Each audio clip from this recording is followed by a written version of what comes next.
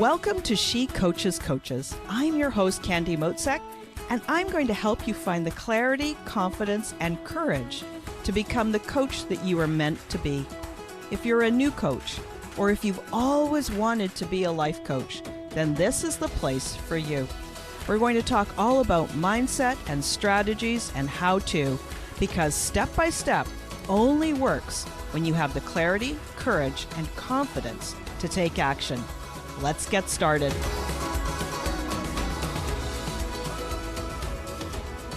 Hi, friends, and welcome to She Coaches Coaches. Today, I'm interviewing one of my clients. She's a new coach, and her name is Mande John, and I am excited to introduce you to her. This is going to be a free-form discussion. I've got a few questions prepared, but we're going to be kind of organic and just see where the conversation takes us. Now, she is a new coach. She's a new graduate from LCS, also known as the Life Coach School, and she is an ADHD coach. As always, I like to take a few minutes and introduce her to you. I like to do this first because I'm always so happy to bring you some of my clients, but also because I want her to know how much I appreciate her and really recognize her talents and gifts and the change that she's going to bring to the coaching world. I only invite a very select group of my clients onto this podcast because I want you, and when I say you, it's the new coach who is listening, or if you're a person who's wondering if you should become a coach. I want you to hear coaches, all kinds of coaches, and hear about their journey, the ups and downs and the behind the scene whys. Like, why did they become a coach? And what's their journey been like so far? It gives you, the listener, someone to connect with, a different personality, so that you can see yourself in their story. Hey, and I also want you guys to know that I'm asking you and inviting you to a more active role other than just sitting back and passively listening. Here's a little tip before we get into this interview so that you can get more from each of these episodes. So you could ask yourself one or all of these 4 questions for every guest episode that you listen to. The first question, how am I similar to this coach? And what can I learn from their journey? The second question, what challenge has she overcome? And what can I take away from this? Number 3, how have I grown from listening to what she has to share? And finally, the 4th question, what is the one thought, idea, or approach that I will take away and apply in my life? Okay, so now let me introduce you to Mande. She is a wife, mom, and a new life coach. She's recently completed her coach training, and she is now certified with LCS, the Life Coach School. And she is settling into her niche as an ADHD coach as well. Here are a few things that I've noticed about her as we've worked together over the past few months. First, she's a go-getter. She takes an idea and runs with it. She puts it into action, and best of all, she takes it, shapes it, and makes it her own. She might modify it to suit her business, her style, or her client. And I love that. I love that initiative. She is decisive. This is a major skill that serves her well. She decides, and then she gets to work implementing. Finally, she's motivated by love, pure and simple. I have found her open and curious, and always with this underlying flavor of love in everything that she does. So when I think of Mande, these 3 words or phrases, these are the ones that came up. The first is loving kindness. The second is open curiosity. And the third is decisive go-getter. So welcome, Mande. I'm so glad you're here. Oh my goodness, that introduction is amazing. Thank you. That's so sweet. I'm glad. Good. I'm glad. So let's talk about why coaching. Like, why did you decide to become a coach? Oh, well, with LCS, before that, they have self-coaching scholars, which is something I signed up for, where we learn to coach ourselves. And I was just getting such amazing results from that. And I kept hearing, if you like self-coaching scholars, when you get certified as a coach, that's just twice as good. And so I just went for it. And I was just getting such results by learning about my thinking and being aware of my feelings and how to take action on all of that. It just opened my mind to a whole new world. And it was what I had been missing my whole life. Nobody taught me this in school. Yeah. Yeah. What were some of the results that you noticed? Like, what was some of the first gains that you had by learning how to coach yourself? Gosh, some of the first ones were really being a person that did what they said they would do. That was one that I just remember, and I think we had discussed this in coaching, but I just remember the spot in my bedroom, and I tell all my clients this that are my ADHD moms that work with me, but there was a spot in my bedroom, and I remember standing there and just thinking, if I could just do what I say I'm going to do, everything would be different. Like I would have everything I want in life. And I just didn't know how I could make that happen. I kept trying and saying I would do these things and knowing what I should be doing, but I couldn't make it happen. But once I learned the model and how your thoughts create your feelings and your feelings, you take action from those feelings, and then that's how you get your results. It was magic. You could plug anything into that. And as long as I know you're big on the feeling line, the heart of the model. Yeah. And as long as I could feel the way I needed to feel and know what I needed to be thinking, I could do whatever I said I was going to do. That's what made it different. That was a major difference. Yeah. I'm not an LCS coach, but I use the model extensively, and I've studied under some coaches that are LCS coaches. And what I found is it's like, I call it like the key. It's like the magic key that you've always been looking for, the model. And it never gets tired. Like no matter how often I use it, how often I teach it, how often I talk about it, I still learn something new. And when I say learning something new, it's not just like creating new facts for my little brain, but I look at life a different way. I'm more autonomous. I'm more in control of my life, my reactions, my results that I create. And honestly, it's just one of the best things that I've ever learned. Yeah. So tell me, now that you have made some real progress as a coach, can you tell me about what excites you most about being a coach? Like what is possible for you and what is possible for the world because of you being a coach? Yeah. When I got off my first call with my first person that I worked with, I was like high on life. That's when I knew like, this is my calling to be a coach. Like I was always looking for that thing where I could really make a difference in people's lives, where I could really help. And I realized that coaching was that thing. And as I worked with person after person, like I realized that more and more, that's where I make a difference. And now that I'm a person that does what they say they're going to do, that can actually follow a calendar, that can get up and go to bed at the same time every day, all these things that I thought were so mundane, but actually were the key to living a good life, being mentally healthy, really helping a lot of the issues that we deal with ADHD. And so now that I understand how to make anything happen and how to create good habits and how to help my people create good habits, like I'm unstoppable, they're unstoppable. We can do anything. Oh, that's so cool. Yeah. And you use that word key again, too, which is interesting.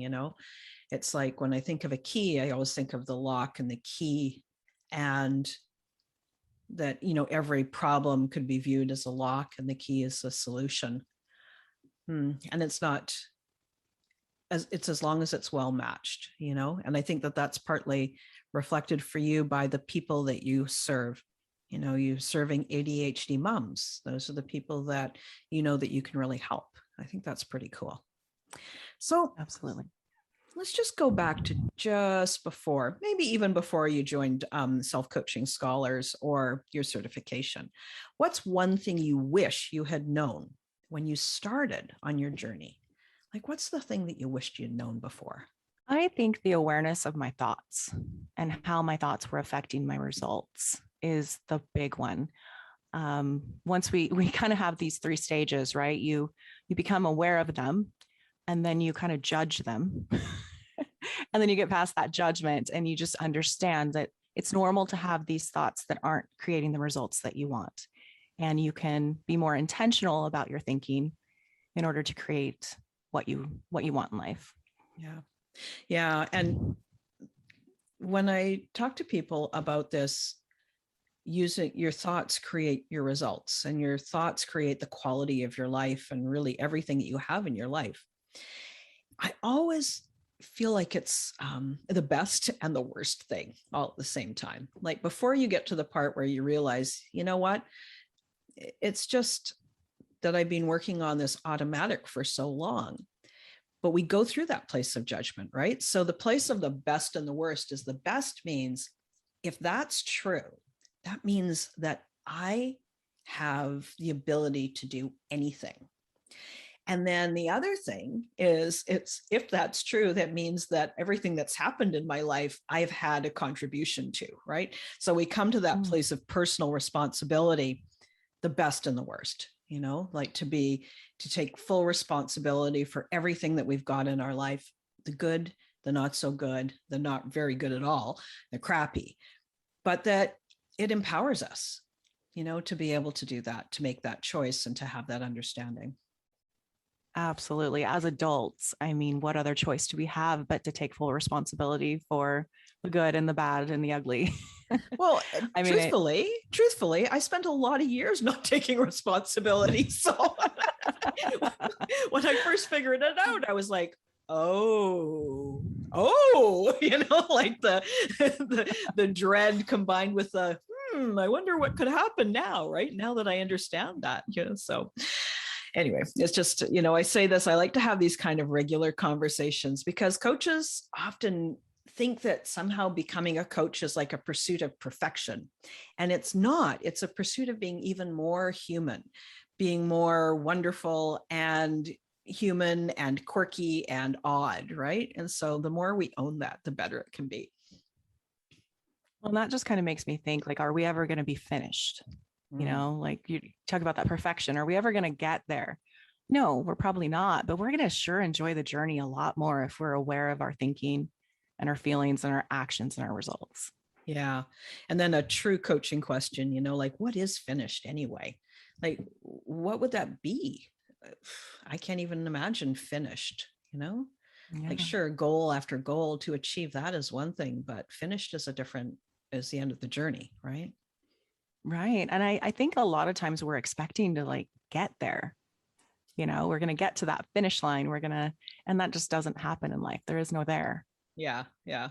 Every time I reach a goal, just as a coach, whether it's number of clients or income or whatever, I reach this goal and I'm like, oh, hey, and I'm still me. Look at that. I did that. And I'm still me. This is cool. Right. So let me ask you the next question. What's been your biggest growth as a coach? Biggest growth as a coach. Yeah. Man, it's almost just right back to that same spot. It's just showing up for myself and showing up for my clients. That's been the thing. I love my clients like so much. It's like they're my sisters, all of them. And everyone I've ever had. It's just so much fun to be that person that's helping guide them and help them see their mind and help them get where they want to go.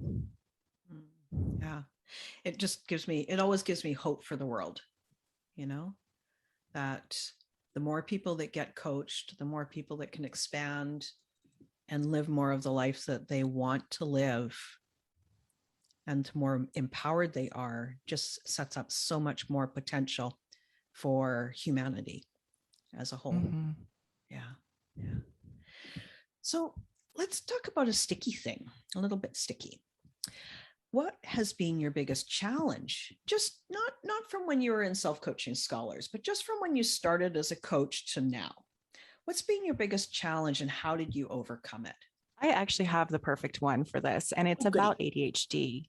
I had a thought because they give us these big chunky books, right? And I had a thought that I don't retain information because I have ADHD. Those that have it know that often you can read through, especially like a textbook type situation. You can read through that, have no idea what you just read, have to read it again, start over. And so I brought that thought to my class, and the master coach that was in charge of us actually kind of challenged me on it. And that was huge, just to realize that that was just a thought, that I don't retain information. And I was able to work that through in the coaching session, and I did retain information. But when I was thinking I don't retain information, I was getting anxious and I was getting all up in my head. And so I wasn't paying attention to what I was actually reading.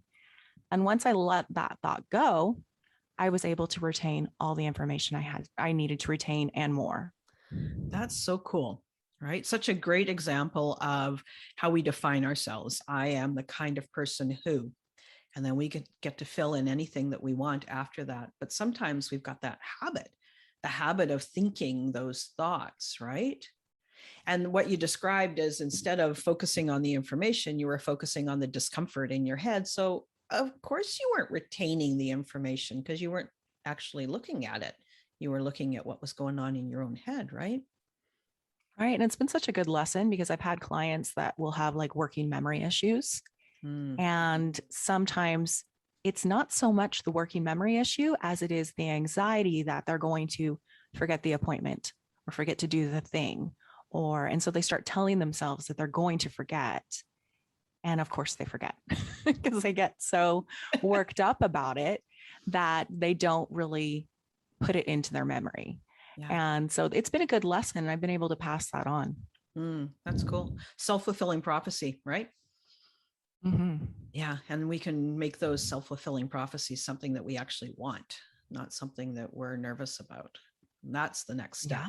Yeah. That's the next step for our clients, right? So last question. What advice would you give to somebody who is thinking of becoming a coach? Oh, I would say do it. It's going to dramatically change your life. And then you get to change the life of others. Like I'm 42, I believe. I might be 43. I don't know. But I spent my whole adulthood going, gosh, I don't know what I want to be when I grow up. Yeah. And I was saying that at 41. And coaching was just the thing that clicked. It was just, this is how I help people. This is how I show up in the world. This is how I become more of who I am and help other people become more of who they are. I can't tell you how common, like, it's always such an eye opener to have that feeling when you come to coaching. And most of my clients say it in their own language, but they say the same thing. But it's sort of odd to think in a way, right? Like, before coaching existed 20, 25 years ago, what did people do that had that, what is my calling in this life? How and who and what can I have to create some kind of lasting meaning?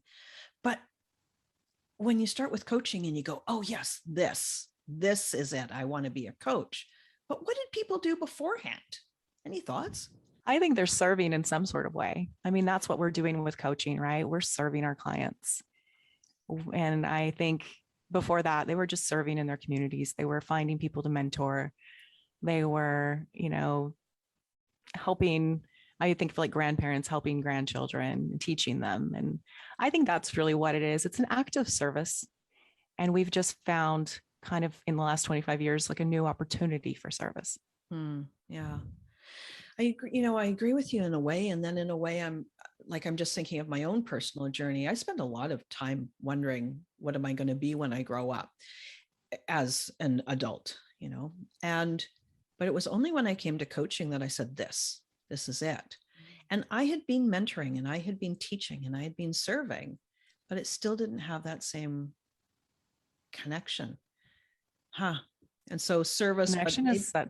Yeah, maybe there's some quality. Connection is such a good word. I love that. So this has been great. And I am so pleased we got a chance to chat and do this interview. And I want to make sure that the listeners who are hearing this episode, the ones who are like, I've got to find this woman, I have to find out more about her and what she does, that they have a quick and easy way to continue the conversation. How can somebody find you? How can they find out how to work with you and more of what you do? Well, I'm Learn to Thrive at ADHD, all the places. Instagram is where I mainly hang out, but you can also check out my website, www.learntothrivewithadhd.com, and you can see all the places to hang out with me there as well. Oh, that's great. Thank you. I'll pop all those links in the episode notes as well. And I always love Instagram as well. It's a quick and easy way. You can go and have a look at Mandy's Instagram feed and then send her a DM and find out more about working with her as well. I'd highly recommend her. So I really appreciate you being here. I appreciate you joining me in this interview. And I know that your experience and your perspective is really going to help the listeners. It's been so much fun. Okay, everybody, I hope you enjoyed this episode as much as I did. And check out Mande at Instagram or on her website, learntothrivewithadhd.com. I hope you guys have a great day, and we'll talk to you again next week. Thanks again for listening today. Please hop on over to Apple Podcasts and leave a review. Also, I would love to hear from you. Did something that I say resonate? What else would you like to learn about? Click the link in the player and leave a comment on the post.